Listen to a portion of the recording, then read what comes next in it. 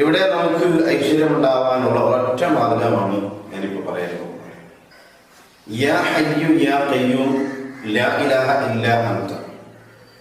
യാ ഹയ്യു യാ ഖയ്യൂം ലാ ഇലാഹ ഇല്ലാ അൻത.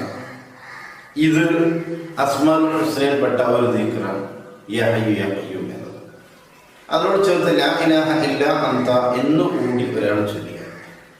യാ ഹയ്യു യാ ഖയ്യൂം ലാ ഇലാഹ ഇല്ലാ അൻത.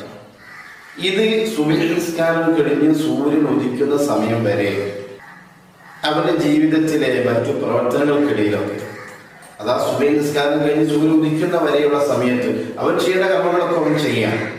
അതിന്റെ ഇടയിലുള്ള സമയം വെച്ചിട്ടില്ല യാ ഹയ്യു യാ ഖയ്യൂം ലാ ഇലാഹ ഇല്ലാ അൻത എന്ന് ചൊല്ലുകയാണെങ്കിൽ അവൻ അറിയാത്ത ഭാഗത്തുകൂടെ അവന്റെ ജീവിതത്തിൽ ഐശ്വര്യം ഉണ്ടാകും. ഒരുപാട് പ്രയാസങ്ങളുള്ള ഒരു മനുഷ്യനാണെങ്കിൽ അവൻ അറിയാത്ത ഭാഗം